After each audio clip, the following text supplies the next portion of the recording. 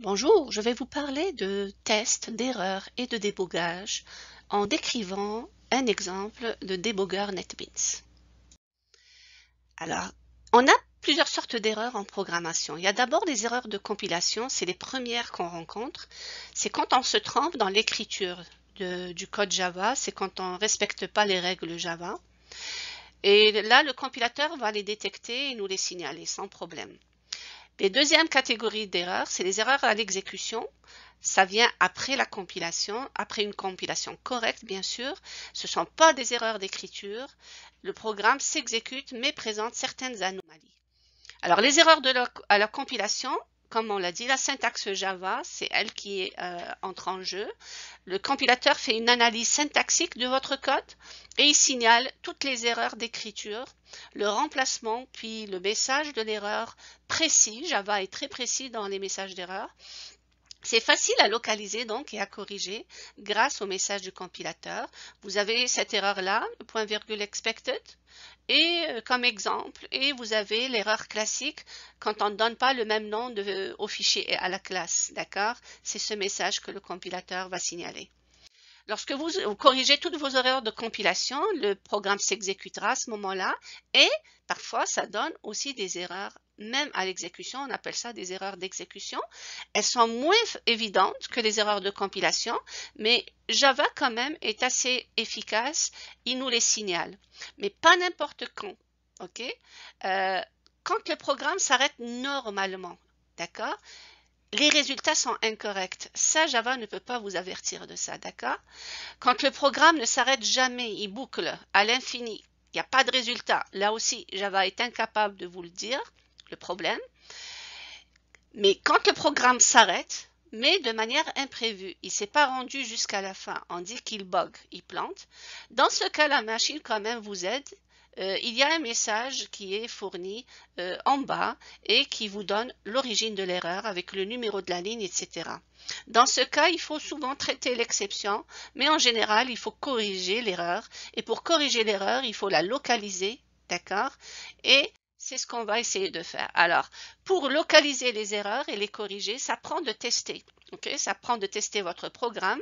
Tester un programme, c'est exécuter le programme sur différentes données. D'accord? Sur plusieurs données et une bonne variante de données pour que ça soit efficace. Il faut vérifier les résultats qui sont fournis par le programme et valider leur conformité avec ce qui est attendu. Il faut identifier les données qui ont mené à des erreurs et rechercher la cause des erreurs. Ça, c'est le but, c'est les tests qui le font. Et donc, on s'intéresse, nous, aux bugs. C'est quand le programme s'arrête anormalement. La machine va nous renseigner sur la nature du problème avec un message d'exception, d'accord? Le message de l'exception, il nous donne la ligne erronée, le nom de la classe d'exception, le message de l'exception. Et tout ce qu'il nous reste à faire, c'est corriger le code selon les renseignements fournis. On peut également ajouter du traitement d'exception, d'accord, en Java. Quelques exemples d'exceptions Java, vous avez le null pointer exception, c'est quand vous n'avez pas construit en mémoire un objet que vous êtes en train d'accéder à ses membres.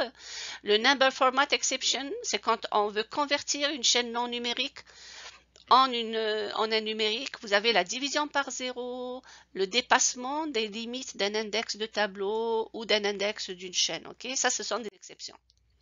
Maintenant, on va parler de débogage. C'est quand on n'a aucune information, d'accord? On a du mal à retracer l'erreur. Ça, c'est souvent quand on a une boucle infinie. Java ne nous renseigne pas. Quand on a un résultat, tout est correct, mais le résultat n'est pas correct. À ce moment-là, vous n'avez pas le choix que de déboguer. Vous allez faire du débogage, d'accord? Donc, c'est pas très évident de localiser et pour ça, il faudra ce qu'on appelle déboguer. Et quand on débogue, on va localiser l'erreur, on va l'identifier et ça va nous permettre de la corriger. D'accord? Et quand on corrige l'erreur, il faudra encore tester. Parce que peut-être qu'en corrigeant, on a fait des erreurs ou peut-être qu'il reste encore des erreurs. Donc, on continue le processus test et débogage et on ne s'arrêtera que quand il n'y aura plus d'erreurs. Okay? Alors, déboguer le programme. On appelle ça une mise au point du programme. Ça va permettre donc d'identifier, de localiser l'erreur, d'accord, dans le code, d'identifier la cause et bien sûr de la corriger. Évidemment, il faudrait avoir fait des tests au préalable pour pouvoir déboguer. Et après aussi, il faudra tester. Les approches au débogage. On peut faire du débogage manuel. C'est ce que instinctivement vous faites. Dès que vous programmez, vous comprenez que si vous avez un problème, vous allez ajouter des affichages dans plusieurs endroits. Ça vous permettrait de regarder les variables, les valeurs des variables et de voir à quel moment les valeurs sont anormales. Ok? Ça, c'est du débogage manuel. Ça peut être trop long, ça peut charger le code de lignes de code inutiles et c'est pour ça qu'il vaut mieux le faire automatiquement quand on dispose d'un débogueur.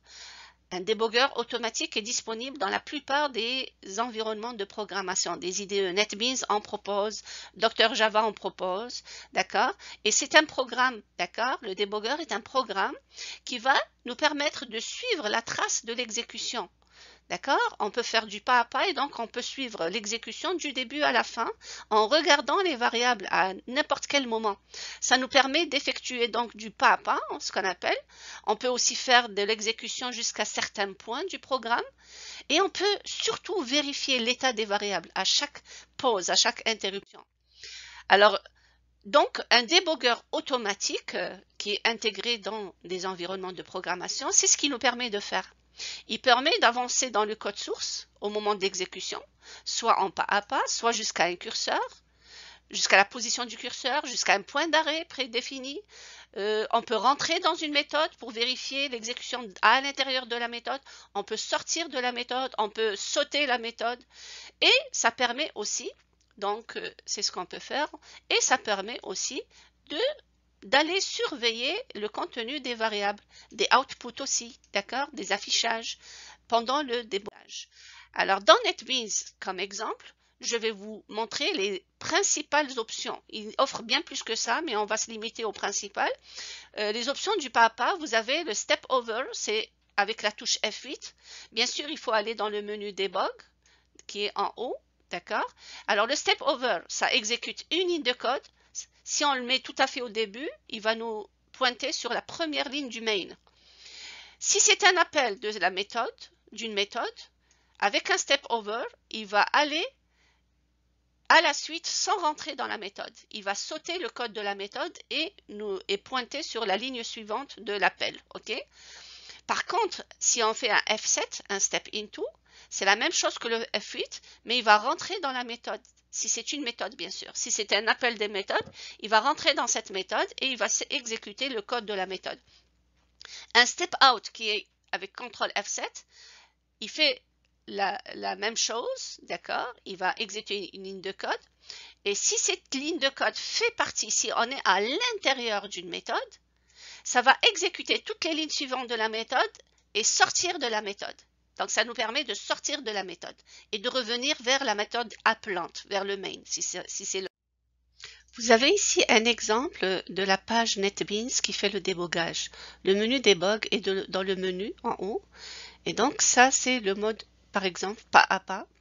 Ça montre une ligne verte. La ligne verte, c'est là où on est rendu à l'exécution et c'est en pause. À chaque fois qu'on fait du pas à pas, ça s'arrête puis ça attend. On attend de voir ici en bas les contenus des variables. On a le temps de le faire tant qu'on n'a pas fait une autre option du débogueur. On a tout le loisir de consulter les variables ici, même de les changer ici dans ces boutons. On peut même changer les variables, les valeurs des variables à ce moment-là, d'accord? Donc la ligne verte nous indique la ligne courante au moment de l'exécution. La première fois qu'on fait du pas à pas, ça va pointer dans la première ligne du main ici. C'est-à-dire dans notre méthode principale, ça va être la première ligne et ensuite, dépendamment du mode qu'on va utiliser, ça va avancer dans l'exécution du code. Vous avez pour les options d'arrêt ponctuel, on appelle ça, vous avez deux options. Vous avez la possibilité, non pas d'exécuter ligne par ligne, mais d'aller directement jusque là où est positionné le curseur. Ok? Donc, lorsque vous faites un F4, dans le menu Debug toujours, le code est exécuté, il va s'arrêter là où est positionné le curseur. OK? Et à partir de là, vous pouvez choisir n'importe quel autre mode, hein. Vous pouvez continuer avec du pas à pas, comme vous pouvez faire un continu. Le continu, il va aller jusqu'à la fin. Il va continuer jusqu'à la fin. Si vous faites un CTRL F5, il faudrait qu'il y ait des points d'arrêt avant. Donc, CTRL F5, si vous n'avez pas mis de point d'arrêt, il va exécuter le code du début à la fin, d'un seul trait. Donc, il faut d'abord et avant tout mettre des points d'arrêt. Pour marquer un point d'arrêt, vous cliquez sur le numéro de la ligne qui est dans la marge gauche de la ligne. La ligne devient rose. Et avec un CTRL F5, le programme va s'exécuter jusqu'à la première ligne qui est un point d'arrêt. Si vous faites des continues avec F5, il va aller jusqu'à la ligne suivante qui est un point d'arrêt. D'accord? Alors, le pause, ça permet de suspendre l'exécution du programme. Voilà, la ligne rose que vous voyez ici, c'est des points d'arrêt. D'accord? Et la ligne verte, c'est là où est rendue l'exécution de la ligne. Vous avez le lien de NetBeans qui est un bon tutoriel pour utiliser le débogueur NetBeans que vous pouvez aller chercher.